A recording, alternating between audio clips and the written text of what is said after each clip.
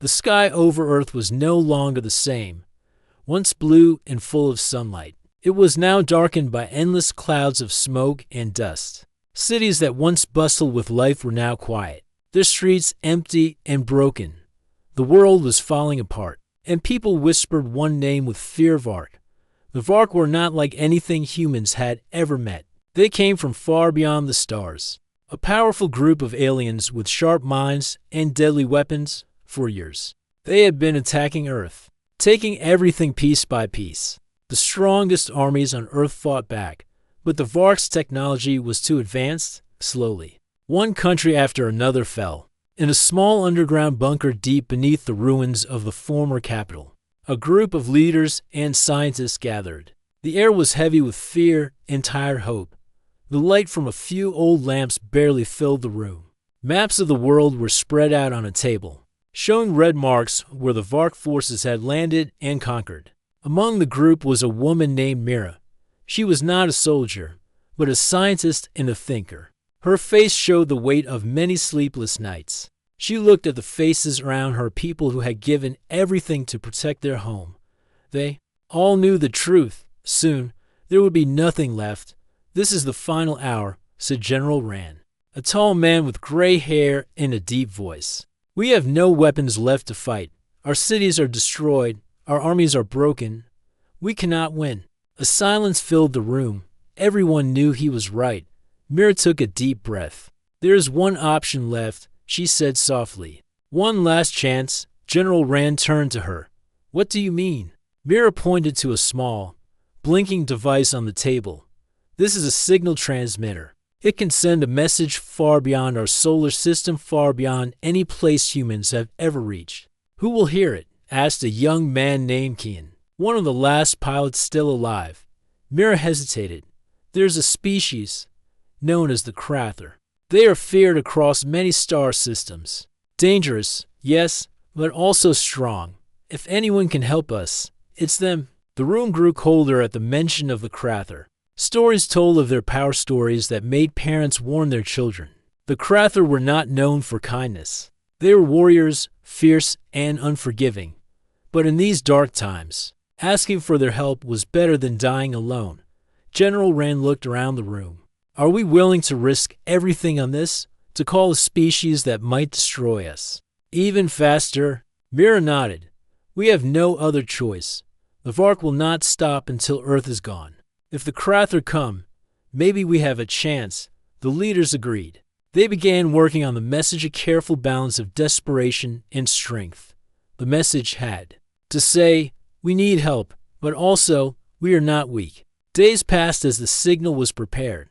Outside the bunker, the world continued to fall apart. Fires burned in forests, and the once clear oceans were covered with dark oil and debris. People moved in small groups, hiding and surviving. Inside the bunker, Mira worked with a small team, making sure the message was perfect. It was a mix of words, images, and signals designed to reach beyond their solar system and speak to the Krather in their own language. One night, as the final touches were made, a loud explosion shook the bunker. Dust fell from the ceiling. The Vark had found their location. "Prepare for evacuation," shouted one of the soldiers. Mira stayed calm. "We can send the message now, before we leave," she said.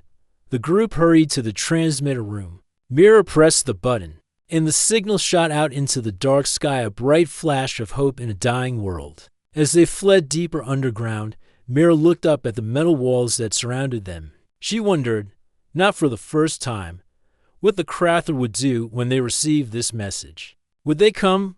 Would they help? Or would they destroy? The last of humanity.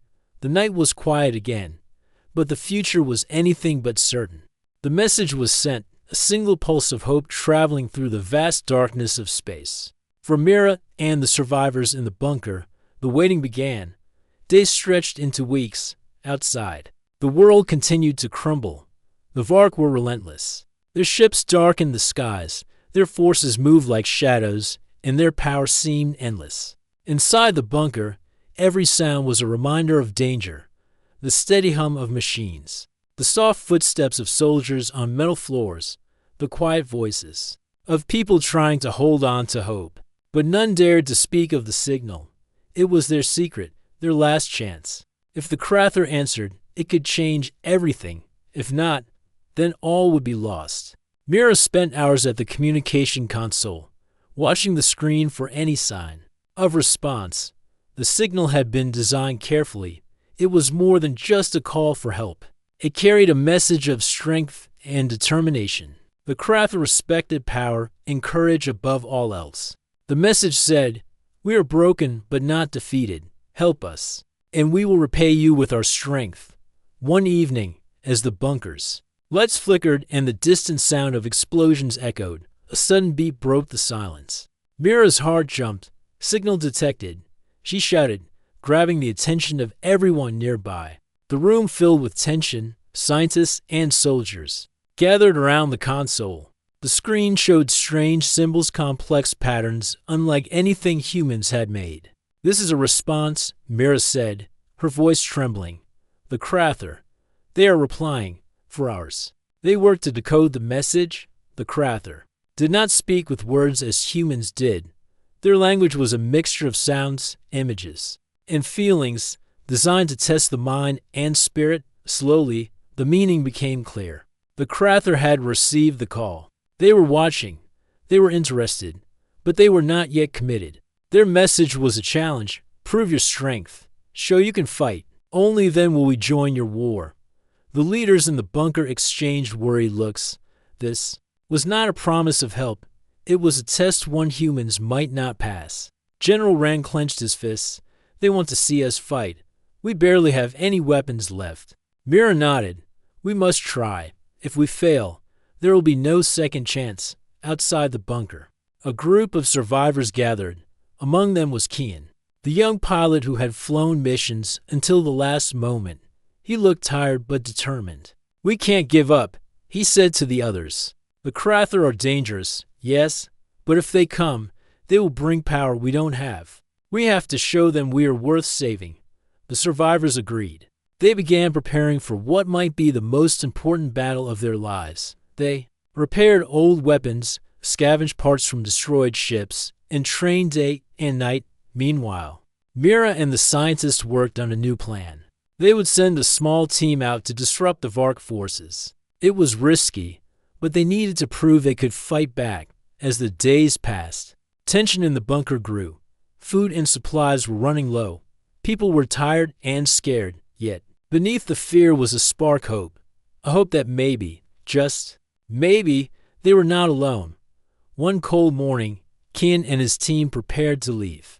Their mission was simple but dangerous. Strike at a Vark supply base deep in enemy territory. Mira gave them a small device. "This is a communicator.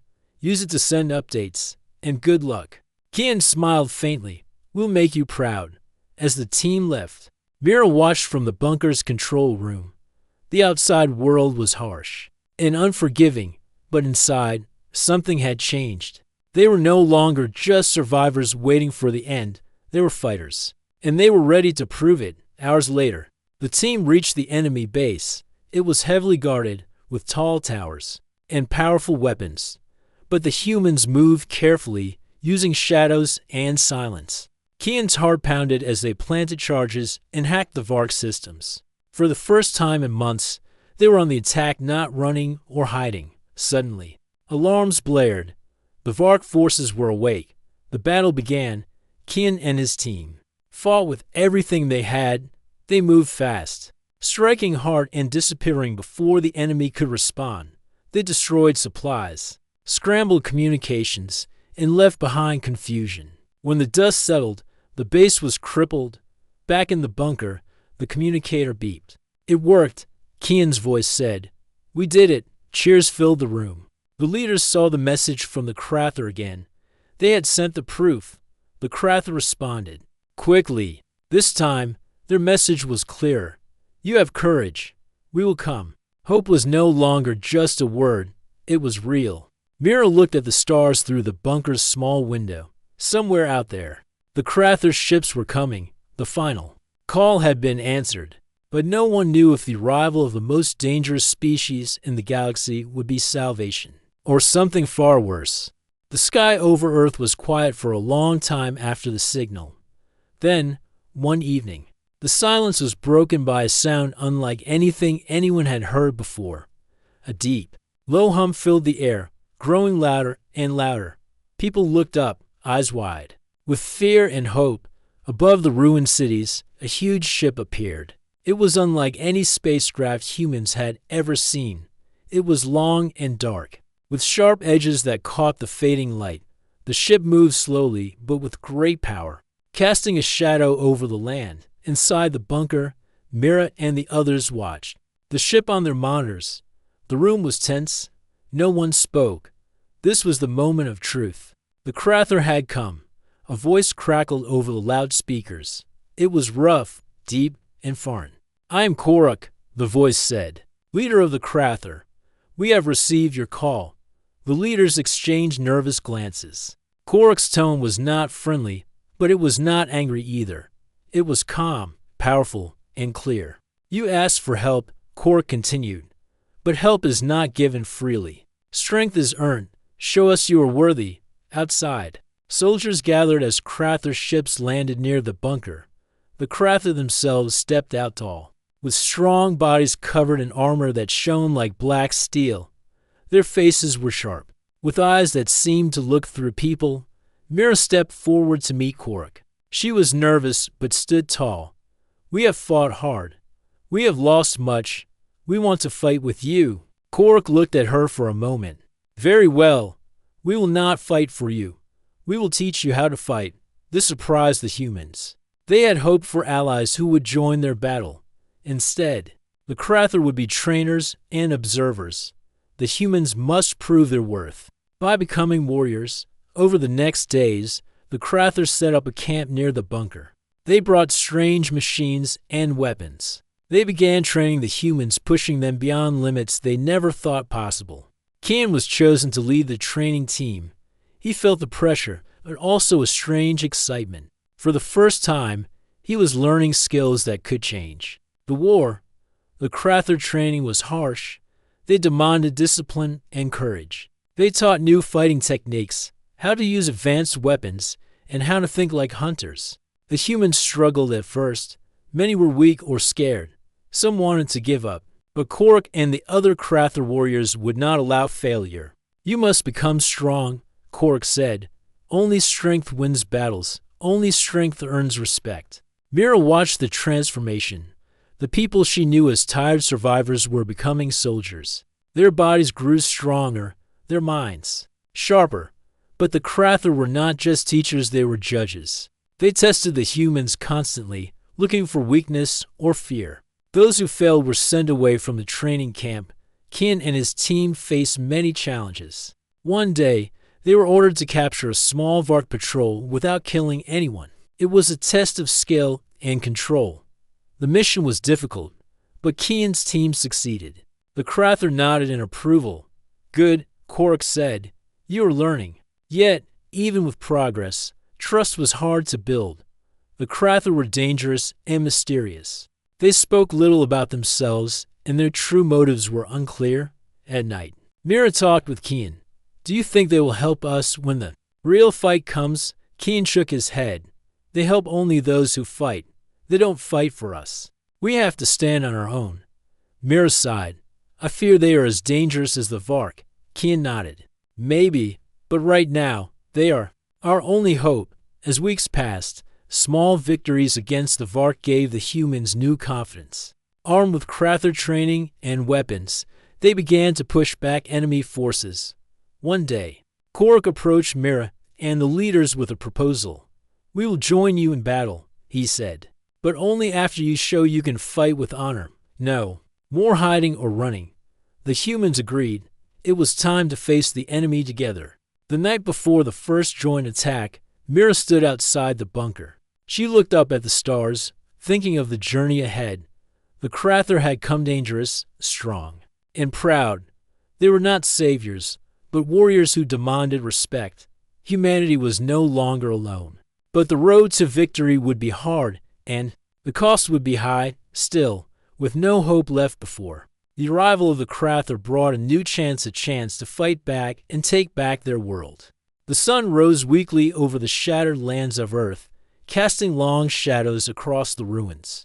In the new camp, where humans and Krather lived side by side, the air buzzed with activity. This was not the peaceful shelter the survivors once hoped for.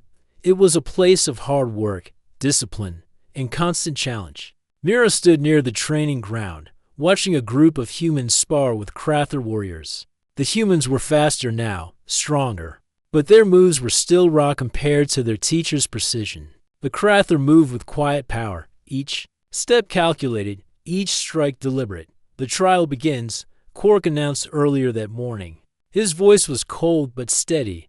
"Those who cannot survive it will have no place among us." The trial was a test of mind and body, a final challenge before the Krather would fully trust humanity. As allies, it was designed to weed out weakness, to make sure only the strongest and bravest would fight alongside them. Kian stood at the edge of the training field, his muscles tense. He had faced many battles, but this was different. This was about survival, not just from the enemy, but from his own fears. The trial began with a series of physical challenges, running through harsh terrain, climbing steep cliffs, and carrying heavy loads. The humans pushed themselves to the limit, feeling their bodies scream for rest, but they could not stop. Next came the test of skill. They had to master the Krather weapons, strange and powerful tools unlike anything humans had used before. The weapons required both strength and finesse. Many failed the test, dropping their weapons or missing targets. "Focus," Quark said. As he watched from the sidelines, strength without control is useless. Mira moved among the trainees, offering quiet words of encouragement. She saw exhaustion on every face, but also determination. The hardest part of the trial, however, was the mental test. The Krather had created a simulation, a challenge inside the mind. Each human entered a small chamber where their fears and doubts came alive as illusions. The simulation forced them to confront their deepest worries: the loss of family, the destruction of their home, the fear of failure. Kian entered the chamber, his heart pounding. The walls around him shifted, showing scenes from his past, the burning city where he lost his brother, the silent faces of friends who had disappeared. The fear tried to overwhelm him. But then he remembered Mira's words: "We are not weak. We are fighters." He stood tall in the simulation, facing the illusions with courage. Slowly, the images faded. When the chamber opened, Kian's eyes were clear and steady. Others were not so strong. Some left the chamber trembling, unable to continue. As the trial went on, tensions rose. Old conflicts between survivors surfaced. Some questioned the Krather's methods, calling them too harsh, too cruel. But Quark was unyielding. "War is cruel," he said. "If you cannot face pain now, you will die later." One night, Mira and Kian sat by a small fire outside the camp. The stars above were bright, but the weight of the day pressed on them. "Do you think we will pass?" Mira asked softly. Kian looked at the glowing embers. "We have to. The Krather do not fight for us. We fight for ourselves." Mira nodded. "I worry about what will happen after. If we win, what will the Krather want from us?" Kian shrugged. "For now, I don't care. We have a chance. That is all that matters." As the final day of the trial arrived, the Krather announced a battle exercise, a simulated fight against a Vark force. The humans and Krather formed teams. The humans would have to use everything they learned: strength, skill, and strategy. The simulated battlefield was harsh, rocky terrain with hidden traps. The teams moved carefully, eyes sharp. Kian led his group with a calm focus. They faced tough challenges, but worked together, communicating and adapting. For the first time, the humans felt like warriors, not victims. At the end of the exercise, Quark approached. "You have proven your worth," he said simply. Cheers erupted among the humans. They had passed the trial. But Quark's face remained serious. "This is only the beginning. The real fight comes soon.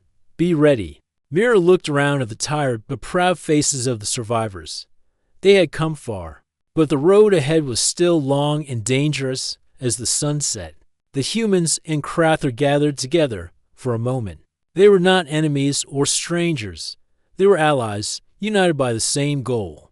The trial had changed them all. Now, it was time to face the enemy. The cold wind blew over the hills as the first human Krather strike team moved into position. The training was over. The trial had been passed. Now came the real test, war. For the first time in many months, the humans were not hiding. They were not running. They were marching toward the enemy with a purpose. Kian stood at the front of the group, wearing the new armor built with Krather technology. It felt light but strong. He held a strange-looking weapon in his hand, sharp and quiet, designed for speed. Behind him were 20 others, a mix of soldiers and civilians who had trained hard for this moment. The mission was to attack a major Vark communication base. It was deep in enemy territory, heavily guarded, and built inside a mountain, destroying. It will weaken the Vark's control over their forces. It was risky, but it had to be done. Kork walked beside Kian, his armor dark and silent. "You lead," he said. "We will watch." Kian nodded. He knew what that meant. The Krather would not step in unless things went terribly wrong. This was still part of the test. The team moved like shadows through the forest. The trees were blackened by past battles, and the ground was filled with broken machines. Every step was quiet. Every eye was alert. As they reached the edge of the Vark base, Mira's voice came through the earpiece. "We're tracking enemy movement from the bunker. No reinforcements nearby. Now is your chance." Kian gave the signal. The team split into 3 groups, one to distract the guards, one to disable the defenses, and one to plant the explosives. The distraction team moved first, setting off small blasts on the far side of the mountain. Alarms rang out. Vark troops rushed to the noise, leaving their posts. Next, the second team crawled through hidden tunnels and found the base's control room. They used Krather tools to disable the energy shield. Lights inside the base flickered, and the main gate opened. Kian's group slipped inside. They moved fast. Every second mattered. They placed explosives near the main tower. The base shook as the first charges blew. Smoke filled the air, and the Vark began to realize they had been tricked. Kian's team fought hard. Laser fire lit the hallways, and the sound of battle echoed in the stone walls. But the humans had learned well. They worked as one, covering each other, moving smart, not wasting bullets. In the control room, Kian faced a tall Vark soldier. The creature roared and charged. Kian ducked, rolled, and fired his weapon. The alien dropped to the ground. Kian didn't stop to look. He had no time for victory. "The team had to get out. Charges are ready," shouted a voice over the comms. Kian gave the command, "Everyone, fall back." The team escaped through a side tunnel just as the entire mountain base exploded behind them. Fire lit the night sky. The ground shook like thunder. The Vark communications tower was gone. From a hilltop above, Kork and his Krather warriors watched in silence when the team returned to the camp. Dirty and tired, they were greeted with cheers. Mira ran to Kian, eyes wide with relief. "You did it," she said. "We all did," Kian replied, smiling. Later that night, the Krather called a gathering. Hundreds of humans stood before the tall warriors, waiting. Kork stepped forward and looked over the crowd. "You fought with courage," he said. "You fought with fire in your hearts. You are not weak. You are not broken. You are warriors." The words were simple, but they meant everything. The Krather no longer saw the humans as just survivors. They were now allies. With the Vark communications base destroyed, the tide of the war began to turn. Small victories followed. Human strike teams, trained by the Krather, attacked supply lines, destroyed enemy ships, and rescued trapped survivors. The Vark, once confident and strong, now made mistakes. Their leaders became more aggressive, but less careful. They had underestimated the humans. Back at the bunker, Mira worked on decoding more Krather files. She learned that the Krather had fought the Vark before long ago, in another part of the galaxy. That war had ended in blood and betrayal. The Krather had never forgotten it. "They didn't just come here for us," she told Kian one evening. "They came for revenge." Kian looked serious. "So we're part of something bigger." "Yes," Mira said, "much bigger." As more Crather ships arrived in orbit, the humans realized this war was no longer just about Earth. The Vark were part of a larger danger, one that threatened many worlds. But for now, Earth had hope. The people who had once lived in fear were now learning to stand tall. They had found strength, not in their weapons, but in their unity. And though the path ahead was dark, they walked it together, human and Crather, side by side. The tide had turned, but the storm was far from over. The victory over the Vark supply base gave the humans and Crather a new energy. But the message about the unknown signal lingered in everyone's minds. Mira sat in the command center, staring at the blinking light on her console. The signal came from far beyond their galaxy, an area thought empty and silent. It was a warning, or maybe a call. "We need to understand this," she told General Rand. "If what Korok says is true, the Vark are just the beginning." Rand's face was grim. "We can't fight a war we don't know. We must learn more about this ancient force." Meanwhile, Kian and his team continued securing the lands taken back from the Vark. But their training now included new lessons. How to prepare for threats not yet seen. How to survive dangers hidden in darkness. One evening, as the sun dipped below the ruined horizon, Kian looked up at the stars. They seemed calm, distant, but he knew better now. A loud alarm suddenly echoed through the base.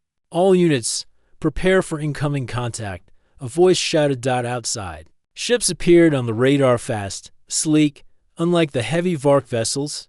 Mira and Rand hurried to the viewing deck, watching as the strange ships approached. Then, a message came through, translated by the Crather technology. "We are the Elithra," the voice said. "We come as watchers and protectors. We know of the ancient force you fear. It has been awakening." Mira's heart raced. "Who are you? Why have you waited so long?" The Elithra answered calmly. "We watch from afar. We have seen many worlds fall. We come to offer help, but also a warning. The darkness is growing. It will consume all if unchecked." The room was silent. Korok joined the discussion through a secure line. "The Elithra have fought this darkness before.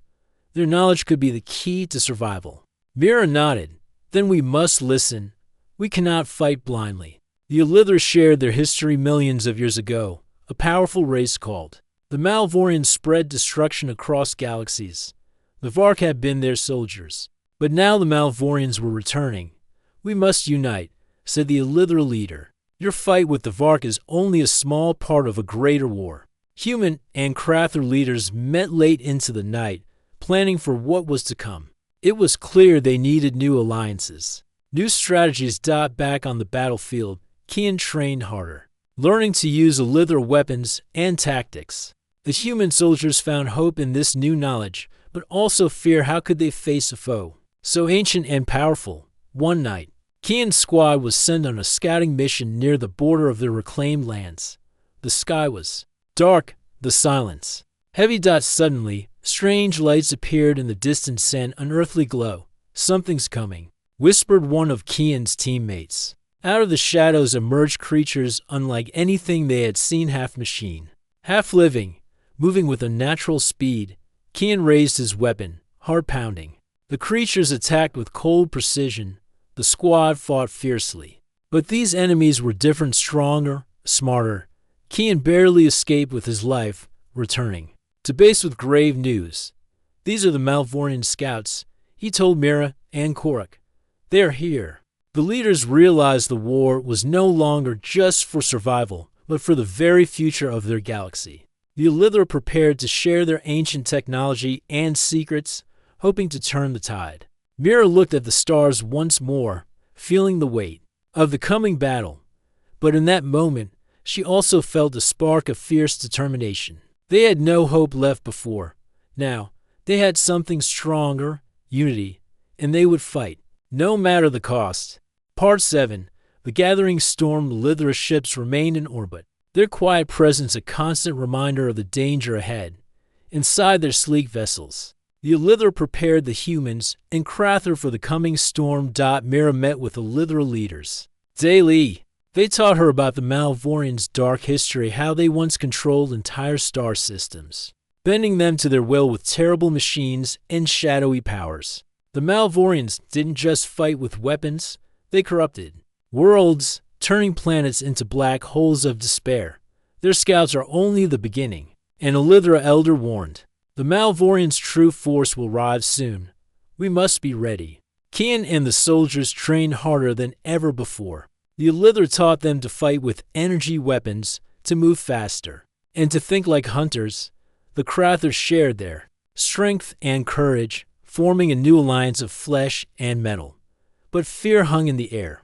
The soldiers whispered about nightmares, visions of darkness swallowing everything, of endless battles without hope. One evening, Mira stood on the command deck, staring out into the vastness of space. Ren joined her, his face serious but calm. "We've faced impossible odds before," Ren said. "This time, we're not alone. That counts for something." Mira nodded. "We must believe that." Suddenly, the alarms blared again. This time, the Malvorians' main fleet appeared on the horizon, a massive armada of black ships, crackling with dark energy. "Battle stations," Ren commanded. "This is it." The humans, Krather, and Elithra rushed to their posts. Ships launched, weapons charged, and the skies filled with fire and fury. Kian flew in the lead fighter, his heart pounding. This was the moment they had prepared for. The battle was fierce. The Malvorian ships were powerful, but the combined forces fought back with everything they had. Laser beams tore through darkness. Explosions lit the void. In the chaos, Kian's ship was hit. He barely ejected before it crashed into an asteroid. On the ground, Mira coordinated the defense. She watched as the Elithra warriors fought alongside human and Krather soldiers, their glowing blades cutting through the shadows. But the Malvorians had a secret weapon, a massive creature of living darkness that spread terror wherever it moved. Kork and Mira led a team to face it. The creature seemed unstoppable, absorbing attacks and growing stronger. Just when hope seemed lost, Kian appeared wounded but determined. He activated a strange Elithra device, releasing a burst of light that weakened the dark creature. Together, they struck the final blow. The Malvorians' fleet retreated. But everyone knew this was only the beginning. Mira looked at her team, breathing heavily. "We survived today," she said, "but the war is far from over. We must stand ready for whatever comes next." The stars no longer seemed calm. They held secrets and dangers yet to be faced. But humanity and their new allies had found strength in unity, and that was a power no darkness could destroy.